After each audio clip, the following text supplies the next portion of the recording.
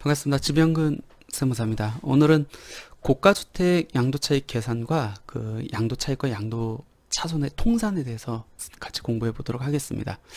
우리 부동산 세금의 정석 몇 페이지죠? 209페이지부터 시작해 보도록 하겠습니다. 우리가 양도가액이 9억 원 이하인 1세대 1주택은 비과세가 적용됩니다. 양도소득세에서는 가장 큰 혜택이에요. 양도일 현재 1세대가 1주택을 2년 이상 보유, 그리고 일정 요건, 즉 2017년 8월 3일 이후에 조정대상 지역에 취득한 주택은 보유 기간 중에 2년 거주, 이 요건을 충족하면은 비과세, 그러니까 과세를 안 한다는 거죠. 과세권을 포기한다는 겁니다. 그러면 세금이 하나도 없습니다. 근데 문제는 나머지 요건을 다 충족했는데 양도가액이 9억 원을 초과합니다. 그를 보통 1세대 1주택 고가주택이라고 얘기를 하거든요. 이런 경우에는 과세예요. 그러니까 비과세에서 이제 과세로 전환된다는 얘기죠. 근데 동일한 1세대 1주택임에도 불구하고 양도가액이 9억 원을 초과했다는 이유만으로 전체 비과세가 아니고 전체 양도차익에 과세를 한다고 하면은 9억 원 이하일 때고 9억 원 초과하느냐 여부에 따라서 엄청난 세금이 달라질 수 있습니다. 그러니까 과세 형평이 맞지 않죠. 그렇기 때문에 이러한 문제점을 해결하기 위해서 양도가액이 9억 원을 초과하는 1세대 1주택자, 즉 고가주택에 대해서는 이렇게 양도차익을 산정합니다. 어떻게 하냐면 고가주택 전체 양도차익을 산정을 해가지고 양도가액분의 양도가액 마이너스 9억 원을 차감해가지고 1세대 1주택 고가주택 양도차익을 산정합니다. 예를 들어가지고 취득가액이 4억 원에 취득을 했습니다. 그리고 양도가액이 12억 원입니다. 그리고 이게 아까 1세대 1주택 그 다음에 비과세 요건을 충족했다라고 가정을 해볼게요. 그럼 양도차익을 먼저 산정을 합니다. 8억 곱하기 양도가액분의 12억 원 분의 양도가액 마이너스 9억 원, 그러면 12억 원 마이너스 9억 원이니까 2억 원입니다. 이 얘기는 어떤 뜻이죠? 총 양도차익이 8억 원이 산정됐는데 양도차익 9억 원을 초과하는 그 부분에 해당하는 양도차익이 2억 원이고 이 부분에 대해서만 과세를 하겠다는 겁니다. 그럼 8억 원 중에 9억 원 이하의 양도차익, 즉 6억 원에 대해서는 세금을 부과하지 않고 9억 원을 초과하는 양도차익인 2억 원에 대해서만 세금을 이렇게 부과한다는 얘기겠죠. 근데 이 1세대 1주택 고가주택이 공동명의인 경우는 어떻게 하죠? 양도차익을 산정한 다음에 이 공동소유자의 지분을 곱해서 각자 양도차익을 산정합니다. 예를 들어서 위에서 봤던 취득가액이 4억 원, 양도가액이 12억 원, 이 주택이 공동명의로 1세대 1주택 고가주택이다 라고 하면은 아까 2억 원 있잖아요. 2억 원 곱하기 지분이 50대 50이라고 하면은 50%, 즉 각각 1억 원에 대해서만 세금을 부과한다 라고 이렇게 보시면 될 것 같아요. 그러니까 비과세가 되더라도, 비과세 요건을 충족하더라도 양도가액이 9억 원을 초과하면 과세가 되는데, 그때 과세가 된다 할지라도 전체 양도차익에 대해서 과세하는 건 아니고 9억 원을 초과되는 양도차익에 해당하는 그 부분에 한해서만 과세가 된다라고 보시면 될 것 같아요. 이번에는 양도차익과 양도차손의 통산 문제 한번 보도록 할까요? 가끔씩 이것도 헷갈려 하시는 분들이 있어가지고, 우리 양도소득세는 1월 1일부터 12월 31일까지 양도한 물건이 여러 채가 있다고 하면은 이거를 통산하도록 되어 있습니다. 근데 이렇게 통산할 때 차익과 차익이 있으면은 통산하면은 더 높은 차익이 생기기 때문에 우리 양도소득세가 누린세율 체계거든요. 그러니까 더 높은 세율을 적용받게 되는 결과가 되고, 근데 여러 채를 양도를 했는데 어떤 거는 차손이 있어요. 어떤 건 차익이 있고, 그러면 이 차익과 차손이 통산이 되면은 궁극적으로 전체적인 양도 차익은 줄어들겠네요.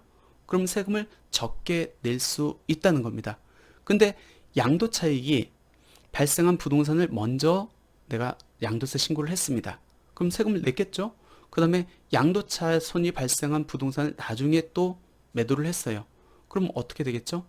나는 낸 세금을 돌려받는 꼴이 되고, 거꾸로 한번 생각을 해볼까요? 양도차손이 발생한 부동산을 먼저 신고했습니다. 나는 세금 안 냈겠죠. 왜? 차익이 없기 때문에. 그 이후에 양도차익이 발생한 부동산을 나중에 신고한다라고 했었을 때는 앞에 신고한 양도차손하고 뒤에 신고한 양도차익이 또 통산이 되겠죠. 그러면 나는 원래 납부해야 될 양도소득세보다 적은 금액을 납부하게 되겠죠. 한번 사례를 갖고 한번 살펴볼까요? 지혜로 씨가 2021년 4월 달에 양도차익 2억 원에 대해서 가정으로 양도소득세 1억 원을 납부를 했다고 합시다.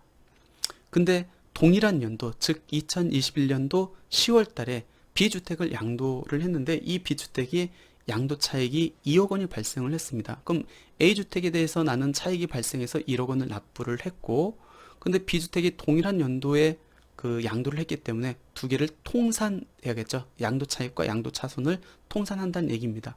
그럼 앞에 발생했던 2억 원 양도차익 2억 원하고 뒤에 발생한 양도차손 2억 원하고 통산이 되면 양도차익이 제로가 되기 때문에 내가 4월 달에 납부한 양도소득세 납부세액 1억 원은 환급을 받을 수 있다는 얘기입니다. 이번에는 거꾸로 한번 생각을 해볼까요? 양도차손이 발생한 부동산을 먼저 양도를 했습니다. 예를 들어서 B주택을 2021년 4월 달에 양도를 했는데 얘는 차익이 발생 안 했어요. 양도차손만 발생했습니다. 그러니까 세금 납부했겠어요? 안 했겠어요? 납부할 세금이 없겠죠. 왜? 양도소득세는 양도차익이 있어야 납부하는 세금이기 때문에. 그러면 4월 달에는 세금 납부한 게 없습니다. 그러한 상황에서 2021년 10월 달에 A주택을 양도했습니다. 이때는 차익이 2억 원이 냈습니다. 그러면 B주택을 무시한다고 하면은 이 양도차익 2억 원에 대해서 세금을 납부를 해야 되기 때문에 세금이 꽤 나오겠죠. 근데 다행히도 동일한 연도에 앞에 양도차손이 발생한 것을 미리 양도를 했기 때문에 궁극적으로 두 번째 양도한 A주택을 양도할 때는 이 차손하고 차익이 상계가 됩니다. 그럼 어떻게 되죠? 궁극적으로 양도 차익은 제로가 된 거겠죠.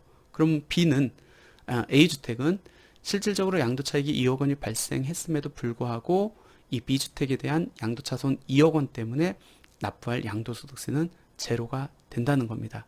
그렇기 때문에 주택을 여러 채 갖고 있거나 부동산을 여러 채 갖고 있는데 어떤 부동산은 차익이 있을 수도 있고 어떤 부동산은 차손이 발생할 수도 있습니다.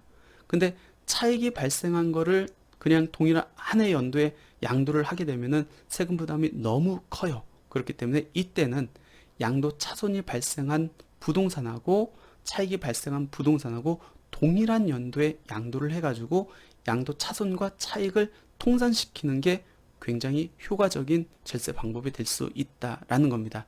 이때 어떤 걸 먼저 양도를 했느냐에 따라서 내가 환급 받을 수도 있고 아니면은 환급되지 않고 세금을 적게 이렇게 낼 수도 있다라고 이렇게 보시면 될 것 같습니다. 그러니까 처분 순서에 따라서 좀 계산 방법이 약간씩 다를 수 있다라고 이해를 하시면 될 것 같아요.